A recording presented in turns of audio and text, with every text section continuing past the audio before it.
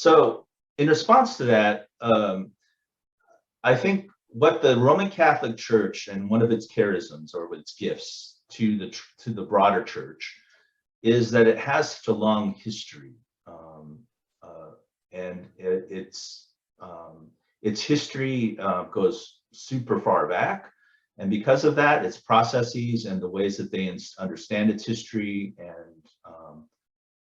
that history's relationship to their doctrine and dogmas are connected to a lot of that history as well. So I wouldn't say so much that there's any one tradition or denomination that has kind of a corner on access to ancient Christianity, but I will say that what has been characteristic of recent moves, and this kind of transcends many denominations. It's happened both in mainline Protestant circles in the 70s and 80s when there was a renewal in some of the liturgies within these churches. But there has been, and there has been actually from its inception in the US in evangelicalism, again, this move back to the early church. And the practices of the early church and the recovery of those practices in the early church. I think that's a good thing. I think it's a good thing for mainline Protestants. I think it's a good thing for evangelical Protestants. And it has proven to be a good thing for the Roman Catholics as well. You know, these are our connections to our roots.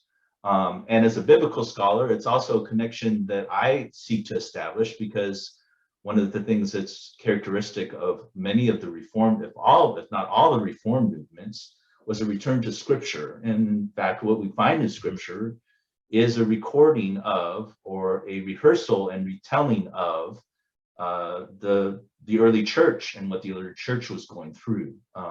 So I think to be able to interpret those texts faithfully is a way to also recover our connection to the ancient church. Thank you for that. Let's talk about, you mentioned Beyond Profession by Daniel Ailshire, who's your predecessor. But let's talk about the future of theological education, how you see it, and then the changes. We'll talk about the changes in the standards for accreditation. And what are your goals, actually, for theological education?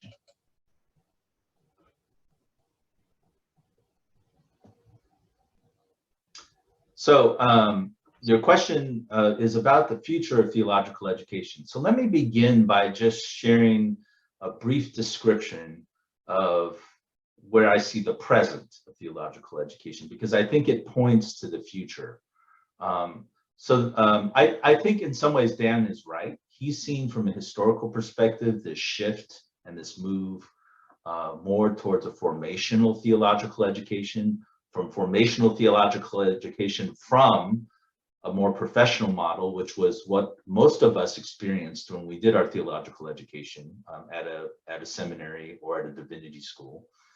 And what this current present moment tells us about the shape that future might take.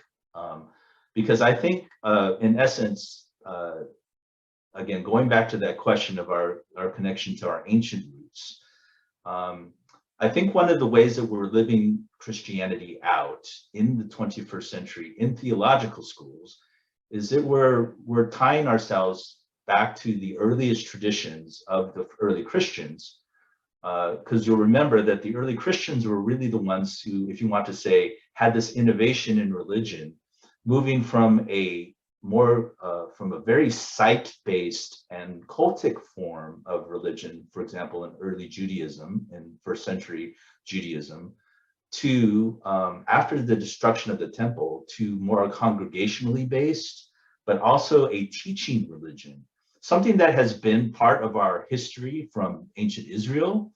But this idea of the importance of formation through teaching, and the teaching of whether it's the scriptures or the tradition, this emphasis of moving from a cultic form of religion to a teaching religion is something that we've institutionalized, right, in theological education.